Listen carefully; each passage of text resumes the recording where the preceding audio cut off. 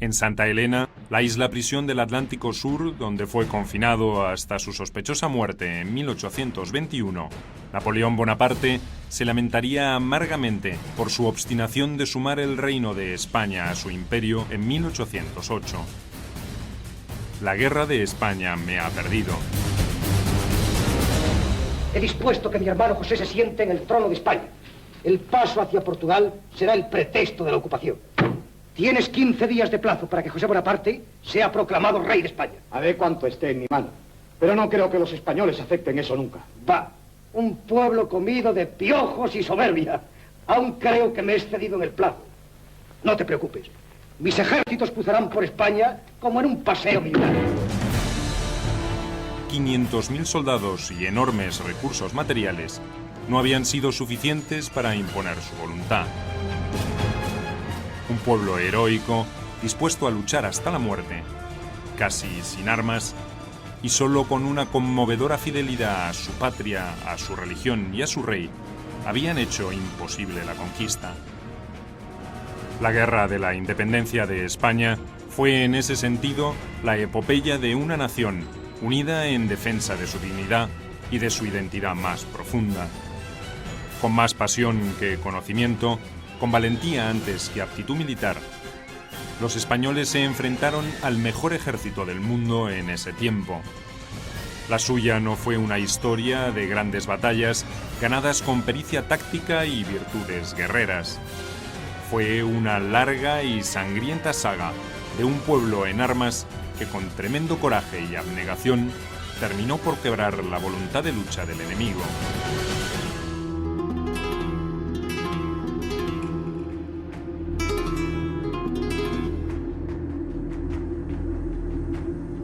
Con su sacrificio, España contribuiría a consolidar un nuevo orden europeo y mundial.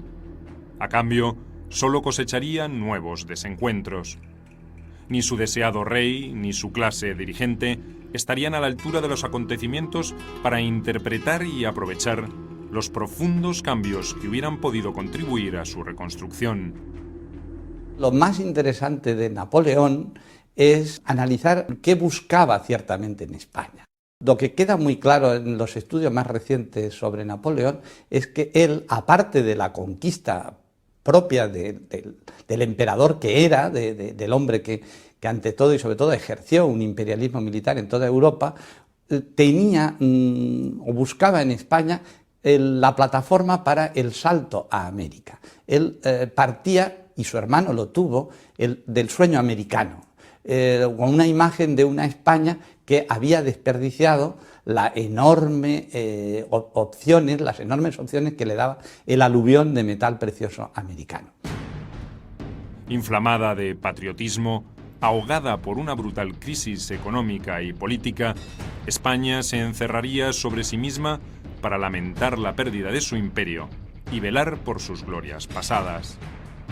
Un destino injusto para el pueblo que había impedido concretar sus sueños al propio Napoleón.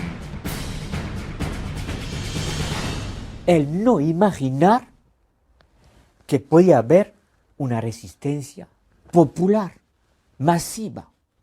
Y es verdad que con lo que había pasado en la península italiana, como no hubo tanta resistencia popular, pensó que se iba a repetir esa situación. O sea, el no tomar en cuenta la posible resistencia porfiada, brutal, de un gran sector de la población. Napoleón, y eso lo reflejó perfectamente en las conversaciones que tuvo con su amigo Las Cases en la isla de Santa Elena, es que consideró su gran fracaso España. Para él España fue el abismo recubierto de flores, fue el territorio que en definitiva acabó siendo su propia tumba política. 5 años antes de que concluyera la peor parte de esa tragedia, el 18 de octubre de 1807, el general francés Andoche Junot había cruzado la frontera española al frente de 25.000 soldados pertrechados para la guerra. El 18 de octubre entró en España por el País Vasco y el 30 de noviembre, casi sin oposición, ocupó Lisboa. La familia real portuguesa, con ayuda británica, había abandonado pocos días antes su capital, rumbo a sus posesiones coloniales en Brasil. Esa operación no constituía un acto de hostilidad, pues España y Francia eran países aliados y ese movimiento de tropas respondía al objetivo previsto de invadir Portugal. Napoleón no se conformó con ocupar los principales puertos lusitanos sobre el Atlántico para impedir el abastecimiento de la flota inglesa. Con el pretexto de una eventual represalia británica, apostó otros 25.000 hombres en Castilla la Vieja y a otros 2 ejércitos, que sumaban 70.000 soldados más, en puntos estratégicos del País Vasco y Cataluña. Las guarniciones españolas de San Sebastián fueron reemplazadas por soldados franceses, y otro contingente cruzó por los pasos orientales de los Pirineos y se estableció en Barcelona. En estos momentos realmente Napoleón no tiene rival en Europa. Su único rival es Inglaterra. Napoleón controla el continente, Inglaterra controla los mares. Entonces Napoleón, para oponerse a Inglaterra, tiene la idea de establecer un bloqueo continental que iría desde el norte de Europa hasta el final de la península ibérica, que impidiera que Inglaterra pudiera aportar su esfuerzo a la guerra continental. Al mismo tiempo se trataba de evitar que llegaran mercancías a Inglaterra, mercancías de Inglaterra al continente.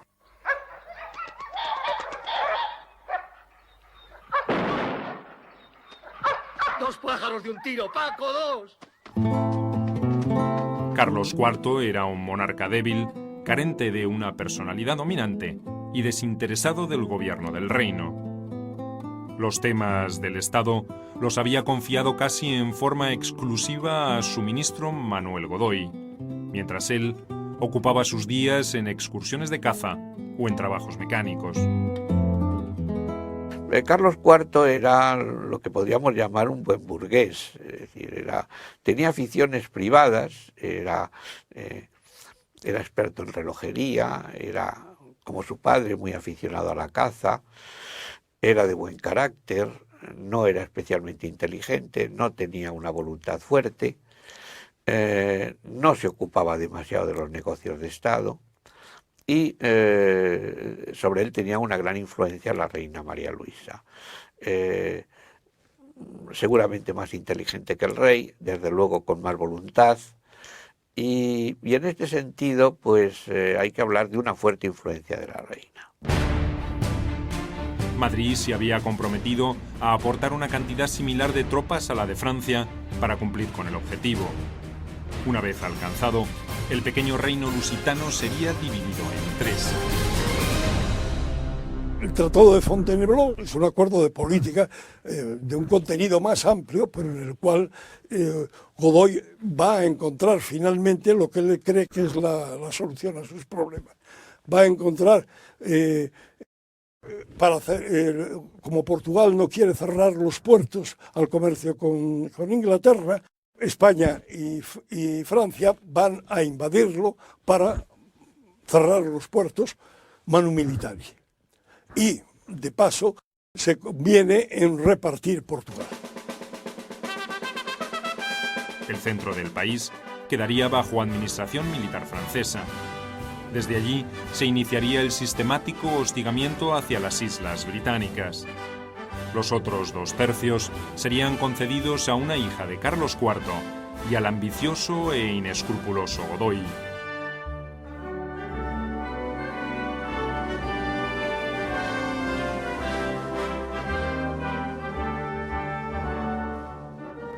La firma del Tratado de Fontainebleau, que legalizaba el derecho de paso del ejército de Junot por España, se firmaría 8 días después de la entrada de las tropas napoleónicas en suelo español. Nada, aparentemente, justificaba la urgencia francesa de cruzar la frontera antes de que el tratado entrara en vigor. Sin embargo, ni el rey ni su ministro Godoy creyeron conveniente amonestar a su aliado por su desconsiderada actitud. Ni siquiera reconvinieron a Napoleón cuando la llegada de tropas francesas obligó al desalojo español de fortalezas en Cataluña o el País Vasco. No había comparación posible entre el poder militar que podía exhibir Carlos IV y el de un Napoleón en su apogeo. Tampoco había una verdadera comunidad de intereses. El emperador sentía un profundo desprecio por el vacilante monarca, por entonces el último representante de la Casa Borbón que reinaba en Europa. Su desplante era algo más que un simple gesto de arrogancia. Era el primer paso hacia la consumación de un plan secreto para reemplazarlo. Napoleón tiene muy claro que quiere, hacía tiempo que tiene el plan articulado, que quiere hacerse con el poder de España. Pero, mientras que va a utilizar como hecho consumado a la Grande Armée, a sus cuerpos de observación que están ocupando la zona norte en un triángulo del país muy bien situados, por la vía política va a tratar de alargar lo máximo posible la crisis interna del país, hasta que se descomponga y fundamentalmente lleve el asunto hasta Bayona. A principios de 1808, España estaba al borde de la bancarrota por un alto nivel de endeudamiento que frenaba su crecimiento económico. El extenso periodo de bonanza que se había extendido por gran parte del siglo XVIII había llegado a su fin. La causa principal era política. El absolutismo borbónico, incapaz de evolucionar, era como un viejo edificio sin suficiente mantenimiento. Crujía por los cuatro costados, pero nadie parecía dispuesto a emprender una remodelación. España entra en una crisis económica. El conflicto con Inglaterra produce un bloqueo económico para España.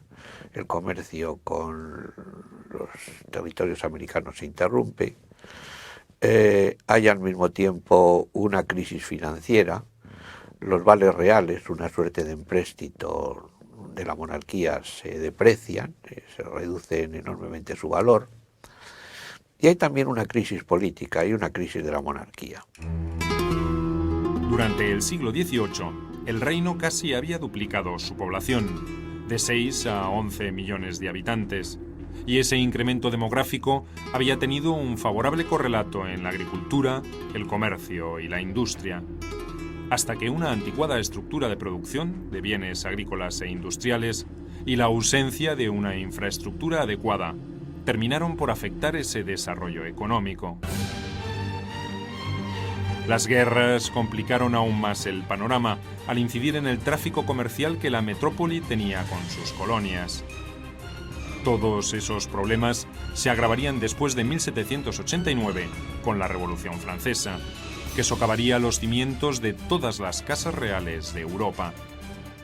Desde 1789 Europa ha vivido ante un fenómeno trascendental que es la Revolución Francesa, que ha degenerado, que ha dado lugar a un conflicto a gran escala entre los revolucionarios franceses y los príncipes, los reyes europeos, que primero quieren intimidar a Francia, después quieren vengar la ejecución de Luis XVI y que después quieren parar a una potencia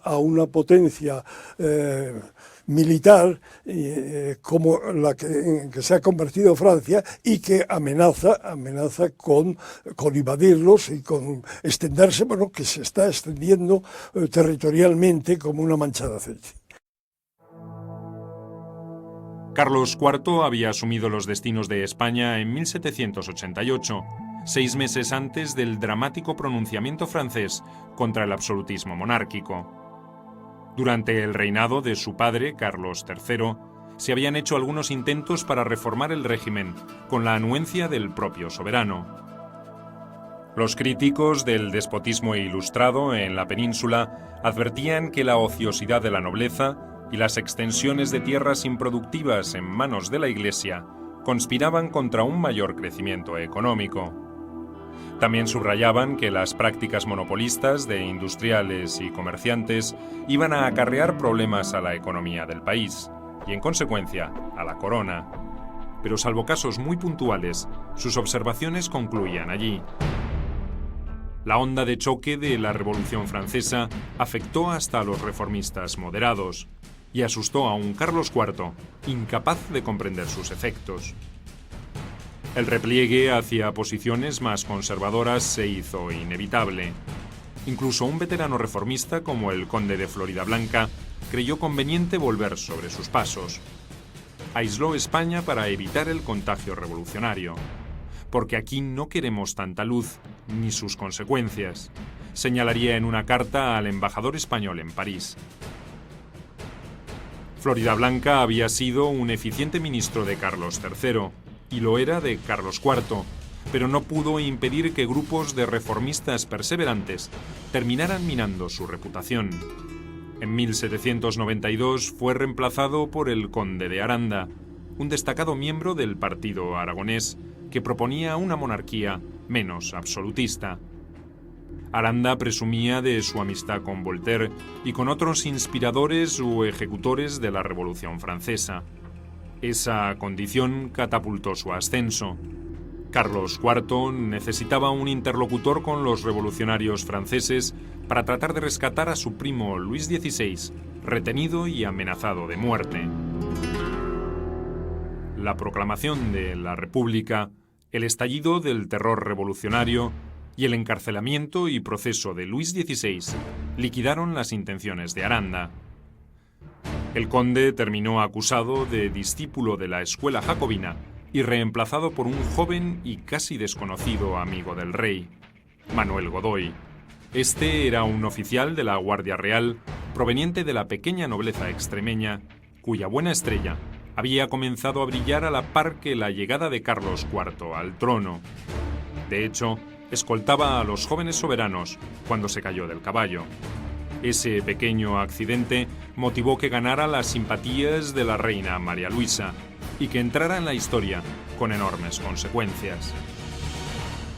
Ingresa como guardia de corps, un cuerpo de élite dedicado a la custodia y a la escolta de los reyes a los 20 años. Y a los 25 ya es todo en España. Es decir, los reyes le hacen duque de Alcudia, será príncipe de la paz, tendrá grandes posesiones, será generalísimo de los ejércitos y llegará a ser primer ministro. María Luisa ya había escandalizado a la mojigata corte española por su conducta poco recatada para los cánones de la época. Solía vestir a la última moda de París y caminar con sus amigas por Madrid, acompañadas solo por apuestos miembros de la Guardia Real. Pero su influencia sobre su esposo sería la causa primordial de la aparición de Godoy como protagonista central del futuro drama español. Fue el hombre que a los ilustrados del momento les generó una inicial, que duró poco ciertamente, pero una inicial imagen del hombre que podía aportar lo que ellos consideraban que era el cambio necesario, el cambio ideológico, cambio social, cambio político necesario en la España del antiguo régimen. La realidad no fue así y a partir de 1805, sobre todo con la batalla de Trafalgar y en los años posteriores, él fue el hombre del desencanto. Godoy tenía otros planes para enaltecer la gloria de sus protectores. Sus antecesores habían evitado por diferentes motivos avivar el riesgo de una guerra contra la Francia revolucionaria. Godoy haría todo lo contrario. En 1793, España se vería enzarzada en un conflicto bélico a lo largo de su frontera pirenaica. La Guerra de la Convención, como fue llamada, solo serviría para demostrar que las fuerzas militares de la península no estaban en condiciones de enfrentarse a los franceses, que para entonces ya habían derrotado a prusianos y austriacos. La llamada guerra gran, guerra contra convención, es como el ensayo del conflicto ulterior, en el sentido de que no se enfrentaban solo ejércitos regulares, que señalan los conflictos del antiguo régimen, sino que se ve involucrada la población. Y para que esté involucrada la población española, había que hacerla consciente de los objetivos de los adversarios, de la gravedad de la situación y de las ventajas que se podía sacar de un posible triunfo. Es una guerra extraordinariamente popular contra el francés. Hay que pensar que en una España profundamente monárquica y católica los sucesos de Francia pues son inadmisibles, ¿no? La prisión de los reyes, después su ejecución, la diosa razón, etcétera.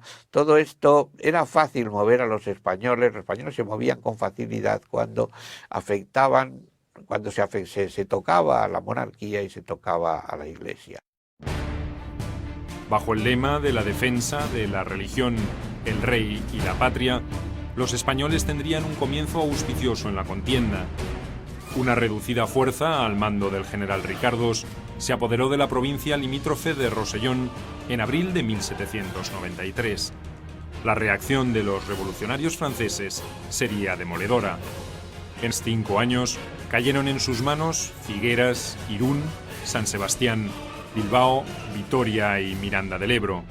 Y España, sin recursos económicos ni capacidad militar para seguir con la aventura, más allá de los inflamados sermones de los sacerdotes contra los herejes regicidas, tuvo que pedir la paz.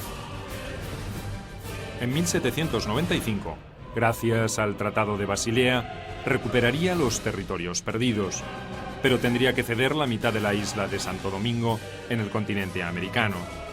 Contrariamente a lo que podría suponerse, Godoy sería premiado por sus desgraciadas decisiones con un nuevo título, el de Príncipe de la Paz. En 1796, la historia cambiaría de rumbo. En esta ocasión, sería la creciente presión inglesa para quebrar el debilitado monopolio español en sus colonias americanas, lo que llevaría a Godoy a firmar con París el Tratado de San Ildefonso. Este era una alianza militar con sus otrora enemigos franceses. El resultado no pudo ser peor. España sufrió una importante derrota naval en el Cabo de San Vicente en 1797 y el duro hostigamiento inglés contra el puerto de Cádiz y sus operaciones en las Islas Canarias. España va a verse implicada en medio de un conflicto, de unas relaciones difíciles con las dos grandes potencias. Está en guerra con Inglaterra, se va a ver obligada a unirse con Francia, eso le va a poner en guerra con Inglaterra, todo eso le va a costar grandes esfuerzos financieros y movilización de hombres, en fin, destrucciones como consecuencia de la guerra. Y además de eso, todo esto va a incidir esa presencia inquietante de Napoleón, tanto como aliado como enemigo, va a incidir sobre la política española. El abrupto cambio en el rumbo político externo había sido una alternativa jugada por Godoy para intentar frenar el desprestigio que estaba sufriendo en su frente interno. Había tenido que endeudar más al reino para financiar los sucesivos conflictos, con lo que también había agravado los problemas económicos heredados del pasado. Godoy tiene fama de un hombre malísimo, de un estadista desastroso, pero la realidad es que Godoy fue un reformador frustrado y sus intentos a continuar la política reformista de Carlos III le ganó muchos enemigos en la nobleza alta, en la Iglesia. Durante la guerra contra Francia, Godoy había desbaratado varios complots en su contra que habían organizado los partidarios de Aranda. Los resultados negativos del nuevo conflicto y sus intentos de negociar con Gran Bretaña una paz por separado provocaron una violenta reacción francesa. Esas presiones obligaron al rey a sustituirlo en 1798. El eclipse del Príncipe de la Paz sería, sin embargo, casi una retirada táctica. Sus opositores, desorganizados después de la muerte del conde de Aranda en 1799, no pudieron aprovechar semejante oportunidad. Godoy no tardaría en volver. Los acontecimientos internacionales jugarían nuevamente a su favor. El ascenso de Napoleón Bonaparte en Francia facilitaría su retorno, pero también reavivaría la guerra contra Gran Bretaña. Después de todo, ese era el verdadero propósito de Napoleón para apoyar su regreso. Los resultados para España serían aún más catastróficos que los anteriores. Solo hay un momento en que, en torno a 1806, en que hay una aparente debilidad de Napoleón y parece que Godoy juega a una posible búsqueda de alianza con Inglaterra. Pero enseguida llegan las grandes victorias de Napoleón, llega Jena, llega Friedland, Napoleón vuelve a reforzarse y Godoy vuelve a la política de subordinación a Francia. El comercio colonial ya había sufrido un fuerte descenso en los primeros años del conflicto con Inglaterra. Su reanudación en 1804 no contribuiría a mejorar esa situación, sino todo lo contrario. Ya desde ese momento se vio claramente que España tenía que tomar por uno de los dos bandos, o bien fuera por el bando francés o bien por el bando inglés. España ya desde todo el siglo había mantenido una controversia con Inglaterra, referida naturalmente a nuestras comunicaciones y a nuestras relaciones con los reinos de Indias. Pero Francia, por otra parte, representaba un poder peligroso y un poder en expansión. Ante las dos amenazas, por ser la francesa la más peligrosa, España optó por la alianza con Francia contra Inglaterra. Al fin y al cabo, América quedaba más lejos y lo que pretendía España era simplemente aportar su armada. Sacrificó su armada en Trafalgar. El 21 de octubre de 1805, frente al Cabo de Trafalgar, las flotas combinadas de España y Francia sufrirían una desastrosa y aplastante derrota ante la Armada británica. La mayoría de los principales marinos españoles morirían o quedarían heridos de gravedad en esa jornada. Y lo que aún fue peor, Inglaterra se apropió en forma definitiva de las rutas oceánicas, amenazando ahora los dominios de ultramar de la península. Gran parte de su déficit presupuestario se financiaba con empréstitos avalados por las riquezas extraídas de sus colonias. A partir de Trafalgar, los convoyes de buques mercantes que iban o venían de las Indias estarían casi a merced de la marina inglesa. Fue un golpe mortal para el comercio de la metrópoli. La derrota de Trafalgar se ha mirado siempre, sobre todo a posteriori, con más tiempo por delante, como una derrota heroica.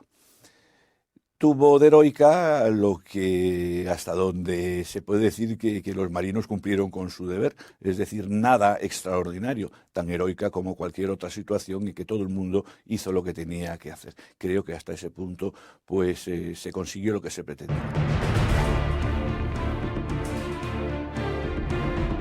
La crisis económica y las derrotas militares acrecentaron las críticas y la oposición contra el favorito. Su meteórica carrera hacia el poder y la forma de alcanzarlo habían sido una de las primeras causas del rechazo por parte de las jerarquías aristocráticas y de las burocráticas del gobierno. Después se sumaría la cúpula eclesiástica por la apropiación de bienes que sufrió por parte del Estado para financiar la guerra y la burguesía, acosada por impuestos y quebrantos. La presión inflacionaria sobre los alimentos le granjearía también la antipatía de los trabajadores. Esta vez los enemigos de Godoy encontrarían un importante aliado para su causa, nada menos que Fernando de Borbón, el príncipe de Asturias. Un personaje lleno de concavidades que arrastró siempre un odio, un resentimiento hacia su propia familia por las dudas legítimas que pudo tener respecto a la paternidad de su padre y por tanto respecto a la moralidad de su madre. Y en lo referido a su ideología, a su comportamiento como rey, efectivamente fue un hombre de antiguo régimen que después de 1814 no es que quiso volver a la situación previa a 1808, sino que intentaba volver a la situación previa a 1789. Es decir, volver al antiguo régimen puro y duro, sin ninguna concesión a cambio alguno, como si nada hubiera pasado en la sociedad europea cuando tantas cosas habían pasado. El primogénito de Carlos IV odiaba a ese personaje que tenía tan fuerte influencia sobre sus padres, y muy especialmente sobre su madre. Esa inquina había sido reforzada por uno de sus preceptores, el canónigo Juan Escóiquiz, otro cortesano que soñaba con lograr una ubicación de privilegio en la corte a través del heredero del trono. Escóiquiz se transformaría en el verdadero monje negro de un joven Fernando tímido e inseguro. La alta nobleza continuamente está planteando problemas y está intentando recuperar este poder perdido. Es lo que se ha llamado, algún historiador español ha hablado de el partido español, que es el partido de la alta nobleza frente al partido de esta nobleza media, pequeña, lo que se llama también el partido de los golillas. Bien, en cierta manera Fernando VII encabezará lo que en este periodo sería este partido español, que a lo largo del XVIII pues tiene diferentes manifestaciones, ¿no? Entonces hay un grupo que efectivamente piensa en Fernando como sustituto de su padre, en un contexto de desprestigio de la monarquía y en un contexto en el que Godoy es el personaje más odiado en el país. Godoy nunca logró ganarse la simpatía del príncipe de Asturias y le pagó con la misma moneda. Paulatinamente fue relegándolo a posiciones más secundarias pese a su rango. No era invitado a las reuniones de ministros que presidía su padre y se le ocultaba todo tipo de información clave para el gobierno del reino. Fernando, con la ayuda insidiosa de Escóiquiz, no tardó mucho tiempo en sospechar que el favorito tenía intenciones de convertirse en el futuro rey. Esa presunción fue suficiente para llevar el enfrentamiento entre ambos a posiciones casi irreconciliables. La actitud del príncipe de Asturias aceleró así la creación del partido fernandino. En esta situación, además, hay un conflicto interno.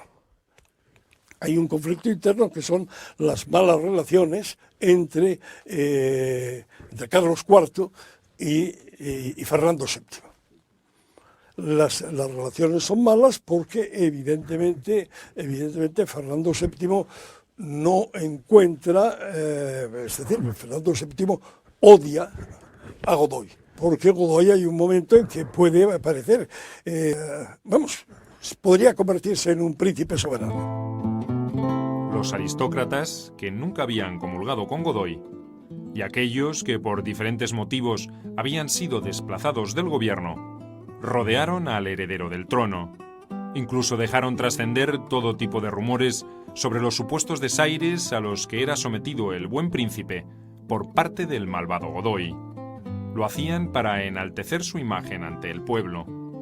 Lentamente se fue construyendo la leyenda que terminaría convirtiendo a Fernando en el rey deseado, como el reverso del odiado favorito. Todo fue culpa de Godoy, bien directamente o bien indirectamente, porque Dios estaba castigando a España por los pecados de Godoy. Bien, entonces, para Godoy había odio tremendo para Fernando VII había amor. Fernando VII estaba el príncipe que iba a rescatar a España de todos sus problemas. Hacia 1806, las intrigas cortesanas habían adquirido rango de cuestión de Estado. Hasta Napoleón, hasta entonces aliado de Godoy, resolvió jugar algunas bazas en el partido fernandino. El 21 de mayo de 1806 había muerto la primera esposa de Fernando, la princesa María Antonia de Nápoles, y el emperador, con la ayuda de Escóiquiz, promovió la idea de concertar un matrimonio entre el príncipe de Asturias y una princesa de la casa Bonaparte. El propio Fernando llegó a escribir una carta a Napoleón admitiendo su interés en concretar ese vínculo. Fernando VII, que se ha quedado viudo, decide, aconsejado por las personas de su confianza, de lo que se llama el cuarto del príncipe, decide buscar la protección de Napoleón. La protección de Napoleón para que la corte, para que Godoy sepa que el emperador no está dispuesto, en fin, que el emperador le protege. Y la forma de buscar esta protección es contraer matrimonio con una princesa de la casa Bonaparte. Los acontecimientos posteriores enviarían este plan a una vía muerta, pero las gestiones realizadas demostrarían que no era nuevo el interés de los franceses en intervenir más profundamente en la situación española. Bancarrota económica, crisis política y conspiraciones cruzadas. La masa crítica estaba a punto de estallar en España. Manuel Godoy y Fernando de Borbón serían los encargados de activarla. Para los reyes, para Carlos y María Luisa, que siguen plenamente vinculados a Godoy, se dan cuenta de que el pueblo detesta a Godoy, mantiene un último respeto hacia los reyes, pero dado lo que piensa que es la conducta real de María Luisa, esto está muy, muy desprestigiado también. Entonces solo Napoleón les puede garantizar el trono. Y a su vez Fernando, pues necesita también de Napoleón, es decir, necesita de Napoleón porque piensa que al final sustituir a sus padres sin el apoyo de Napoleón, con lo que Napoleón significa en Europa, pues tampoco es fácil, ¿no? La supuesta intención estratégica de Napoleón era la de proteger la principal ruta de comunicaciones y de abastecimiento entre Francia y Portugal por el norte de España. Además, mantenía dos grandes unidades en reserva para reforzar, si fuese necesario, a las tropas que operaban en territorio lusitano y para proteger las costas del Cantábrico.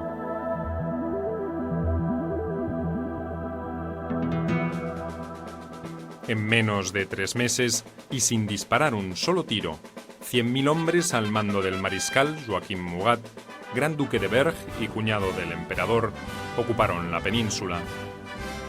Tenían bajo su control varias fortalezas y habían neutralizado a los mejores ejércitos españoles, que tenían 25.000 soldados en Portugal y otros 12.000 en Dinamarca, al mando del marqués de la Romana.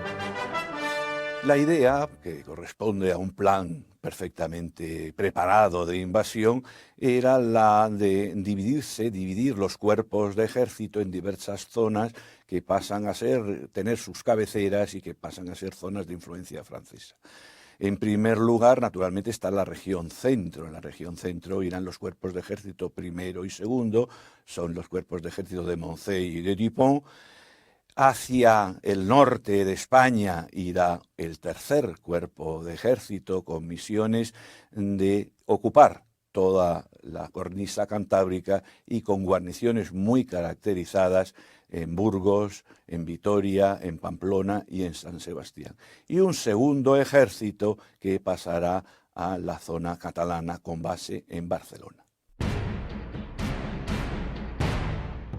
La guerra no era popular en España, pero el paso de los famosos ejércitos napoleónicos despertó en principio el asombro y la admiración de los habitantes de los pueblos y zonas rurales. Era una colorida novedad, después de años de penurias.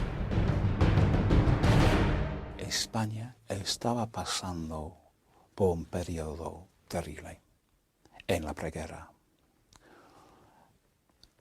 Hambre, enfermedad, epidemias de enfermedad, la fiebre amarilla, por ejemplo, desastres naturales. En abril y mayo de 1807 había nieve en Valencia. Literalmente había nieve en las playas de Valencia. Desastre, desastre, desastre. En esos momentos, tras 2 años de postraciones, el precio del pan volvía a niveles normales y la vida parecía reencauzarse. Muy poco duraría la buena nueva. Las fuerzas imperiales tenían la orden de abastecerse de víveres en la región que ocupaban. Con el pretexto de que el gobierno español no les proveía de lo suficiente según lo acordado, los franceses requisaban y saqueaban sin ninguna consideración. La resistencia de los habitantes no se haría esperar. En Guipúzcoa y Navarra hubo enfrentamientos entre pequeños propietarios y los soldados napoleónicos. En Barcelona, los frecuentes choques obligaron al jefe francés, el general Duhesme, a adoptar medidas excepcionales para proteger a sus hombres. Hay una actitud general, no solamente en España, sino en toda Europa, que se manifiesta a lo largo ya del siglo XVIII y los comienzos del XIX, de cierta desconfianza hacia el extranjero. Y si el extranjero es además militar y entra en el país sin demasiados miramientos, la actitud de la gente puede ser peligrosa. Carlos IV no estaba en condiciones de atender las reclamaciones de sus súbditos y de pedir a los franceses que frenaran los excesos. Junto con su favorito Godoy, se habían transformado prácticamente en rehenes de Napoleón. Sospechaban que el emperador podía tener otros planes y temían darle cualquier motivo para que los pusiera en práctica. Esa sensación se acrecentó cuando el 1 de febrero de 1808 el emperador se declaró protector de todo Portugal, omitiendo el desmembramiento del reino lusitano previsto en el Tratado de Fontainebleau. El emperador francés no confiaba en la capacidad militar de sus aliados españoles, y mucho menos en un gobierno que, según él, mostraba graves rasgos de ineptitud. Los Borbones eran además odiados por los franceses herederos de la Revolución. Napoleón mismo había desalojado a una rama de esa familia que había reinado en Italia, y solo esperaba la oportunidad para hacer lo propio en España. Consideraba que bajo su directa supervisión los recursos del reino y los de sus dominios americanos serían de enorme utilidad para sostener el conflicto contra Gran Bretaña.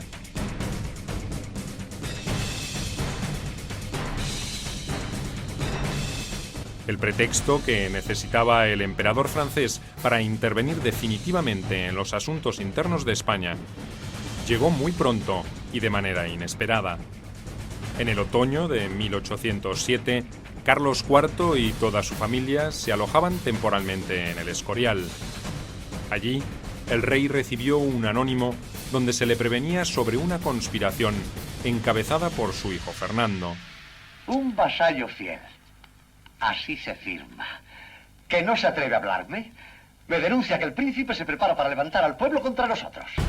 Él y su mujer, María Luisa, serían las víctimas principales de los conjurados, de acuerdo con esa advertencia. Carlos IV era acusado de ser excesivamente dubitativo en la toma de decisiones. En esta ocasión, en cambio, actuó con suma rapidez. Con un pretexto de menor importancia, en la tarde del 27 de octubre, penetró en las habitaciones privadas de su hijo y revisó papeles que el príncipe de Asturias tenía en su escritorio. Allí encontró las pruebas evidentes de la conspiración. El rey ordenó el inmediato arresto del heredero en una austera habitación en el área del monasterio de El Escorial. Fernando quedó incomunicado con la sola compañía de su ayuda de cámara. Una situación harto humillante para el príncipe. Carlos IV también mandó detener a Escóiquiz y al duque del Infantado, cuya participación en el complot probaban los documentos confiscados.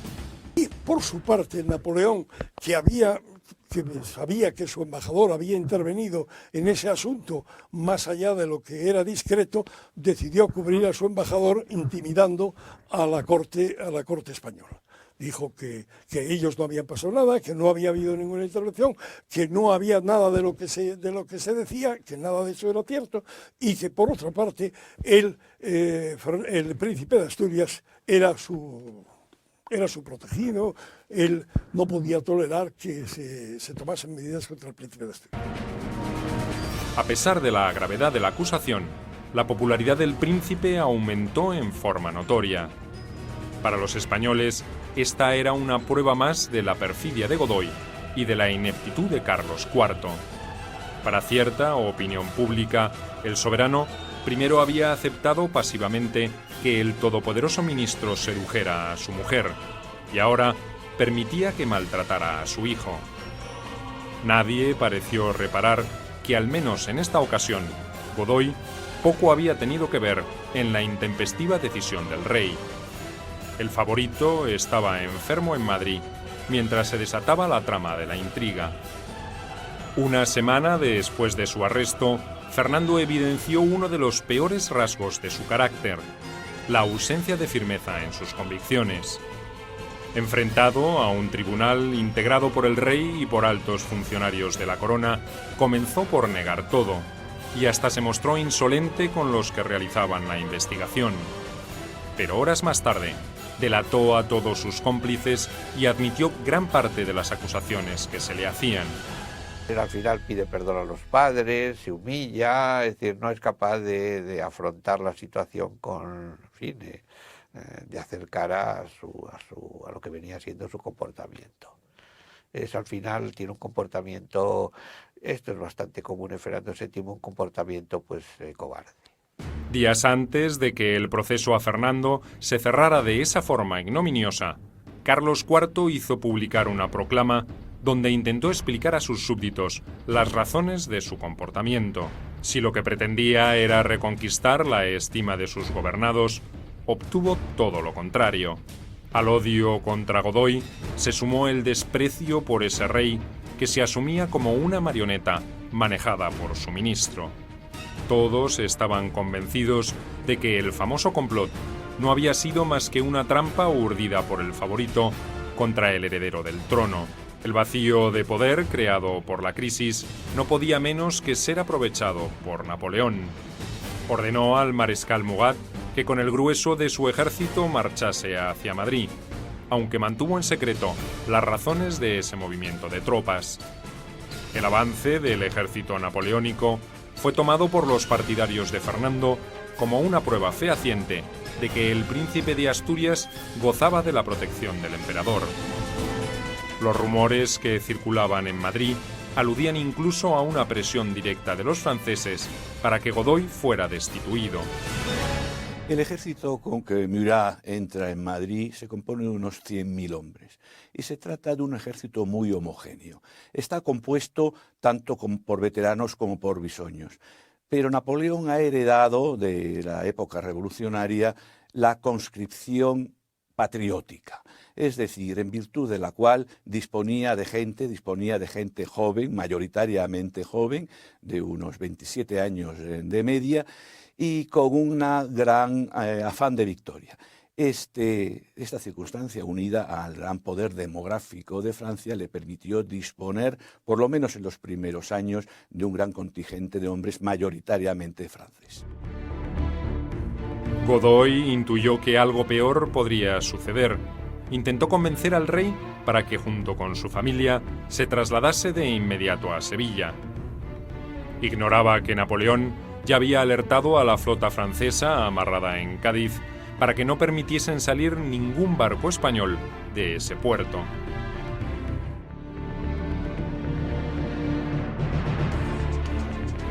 Carlos IV había vuelto a su proverbial demora para tomar decisiones y hasta el 13 de marzo no aceptó prepararse para el viaje. Era demasiado tarde.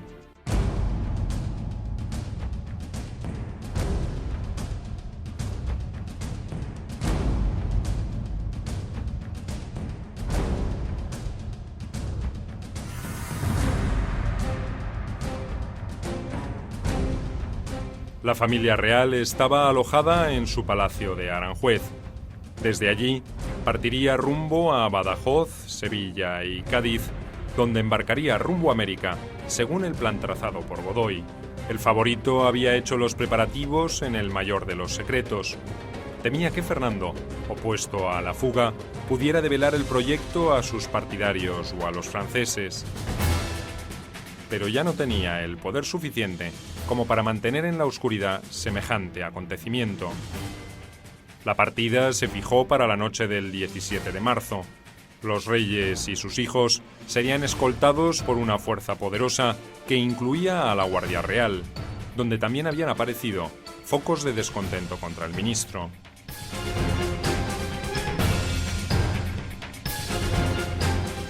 El rumor de la inminente huida del rey y de su familia se filtró desde Aranjuez y llegó muy rápido a Madrid. Carlos IV hizo publicar el 16 de marzo una proclama donde se desmentía la intención de abandonar la sede del gobierno. Pero su desprestigio ya era absoluto. Nadie parece creer demasiado en sus palabras. Los nobles conjurados se valieron de grupos de agitadores para organizar una algarada en los días posteriores. La intención era la de agitar al pueblo en contra del eventual viaje y al mismo tiempo reclamar la destitución de Godoy. En pasquines que comenzaron a circular por la capital se reflejaba cuál era el objetivo. ¡Viva el rey! ¡Viva el príncipe de Asturias! ¡Muera el perro de Godoy! En la noche del 17 de marzo comenzaron a converger sobre Aranjuez grupos de agitadores y de gente común, coordinados por el duque de Montijo, que se hacía llamar el tío Pedro. Pese a que el malestar era ya muy evidente, el plan de fuga aparentemente no se había modificado. Los carruajes estaban preparados y el equipaje embalado en el patio del palacio. La versión más fidedigna sobre los confusos sucesos de esa noche aseguraría que el problema se produjo por la salida de un carruaje de la casa de Godoy con 2 hombres y una mujer. Algunos guardias que vigilaban en los alrededores confundieron a esas personas con miembros de la familia real y creyeron que había comenzado la huida. Al tratar de detenerlos, se enfrentaron con un grupo de soldados de caballería fieles al ministro. El ruido provocado por el alboroto y algún disparo de pistola que detonó en la oscuridad fueron señales más que suficientes para que se desatara un pandemonio. Prácticamente en Aranjuez no había población civil, todo era población al servicio de la corona y sobre todo y funcionarios, bueno, y gentes de las casas de los oficios, la gente que trabajaba en el palacio. Por lo tanto, la idea de considerar eso como una parte, una representación del pueblo, desde mi punto de vista, es excesivo. Vamos, lo que sí, evidentemente, lo que sí se dijo es que había sido un movimiento popular. Una parte de la multitud obstruyó las salidas del Palacio Real para impedir cualquier intento de fuga. Otros grupos se dirigieron a la casa de Godoy y al grito de «¡Muera el traidor!», derribaron las puertas, saquearon el lujoso mobiliario o directamente lo quemaron. Revisaron todas las dependencias, pero el odiado ministro no fue hallado. Según su propio testimonio, se había refugiado en un escondite secreto de la mansión y permaneció allí alrededor de 1 día y medio hasta que se entregó a la guardia. Los amotinados no encuentran a Godoy, con lo cual existe una enorme inquietud entre ellos. Si Godoy ha escapado de Aranjuez, si Godoy se presenta en la corte en Madrid, Godoy podría asumir el poder y podría reducir es decir, pero en fin, en esas horas de inquietud o de inseguridad, eso no son más que horas. Hay un momento en el cual finalmente Godoy aparece. Godoy aparece, lo reducen y entonces tienen una palanca para forzar a Carlos IV a abdicar. Mientras los más exaltados asaltaban la casa de Godoy, Carlos IV, aterrorizado por las posibles consecuencias del motín, resolvió destituirlo de todos los cargos. Fernando fue el encargado de asomarse a un balcón del palacio para dar la buena nueva a la multitud enfervorizada. El príncipe fue vitoreado con entusiasmo por la multitud, que sentía que se habían cumplido sus deseos.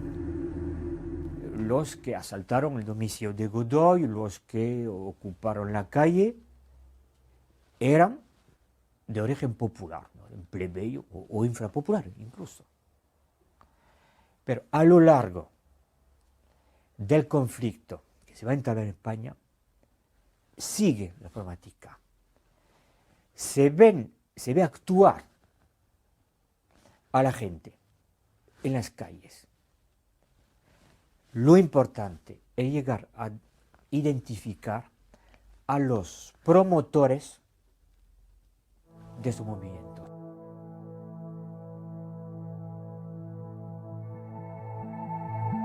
En la mañana del 18 de marzo, los ánimos parecían haberse aplacado, pero nadie estaba dispuesto todavía a abandonar Aranjuez.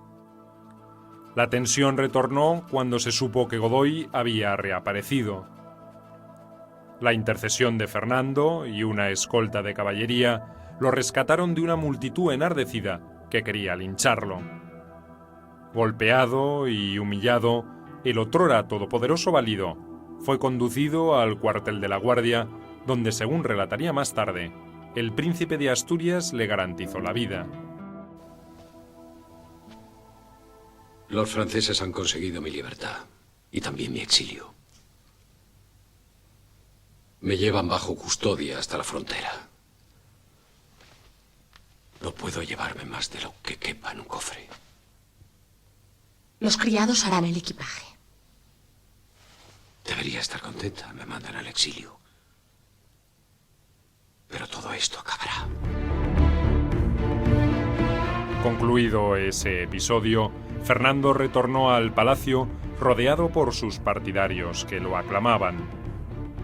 Presionado por los acontecimientos y sintiéndose desprotegido, Carlos IV resolvió abdicar a favor de su hijo.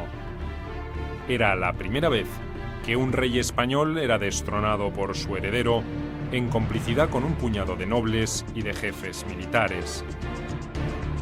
La noticia de la destitución de Godoy y de la proclamación de Fernando como nuevo rey de España provocó un estallido de júbilo y de desmanes en Madrid. Entre la noche del 19 y la mañana del 20 de marzo, las residencias de familiares y amigos del exministro fueron saqueadas. Bustos destruidos y retratos quemados fueron algunas de las manifestaciones menos extremas con que los madrileños descargaron su odio largamente contenido. En Sanlúcar de Barrameda fue arrasado un jardín botánico con especies americanas y asiáticas que se había creado por iniciativa de Godoy. En esa ciudad también se exigió la destitución y prisión de funcionarios de la corona. En Valladolid, la negativa inicial del alcalde de entregar un retrato que colgaba del ayuntamiento provocó un levantamiento popular. Hubo un desprestigio evidente de la reina, un ataque también a las calidades personales de Carlos IV como soberano, y todo ello en beneficio del que iba a ser el auténtico salvador de España, o sea, el príncipe de Asturias. Y efectivamente, cuando se produce el motín de Aranjuez, en Madrid, pero en Zaragoza, en todas partes, hay una manifestación tremenda de odio a Godoy, con destrucción de sus retratos, incluso los realizados por el propio Goya, pero también pues una auténtica alegría por la noticia de que Fernando por fin ha llegado a ser. Una sucesión de desaciertos y de una evidente ausencia de autoridad y clarividencia por parte del rey Carlos IV y de los conjurados había provocado una verdadera revolución en España. Aunque muchos de los implicados no lo advirtieran todavía, el antiguo régimen había sido herido de muerte, y la asunción de Fernando VII como soberano no podría ocultar esa realidad. El amado Fernando VII había por fin ascendido al trono, pero las extremas circunstancias que rodearon la abdicación de su padre teñían con matices de ilegitimidad su reinado. Con absoluta perspicacia, Napoleón no dejaría de aprovechar esa oportunidad. La violencia y los excesos cometidos por los amotinados serían el argumento central en que se fundaría la intervención del emperador francés en la desprotegida España.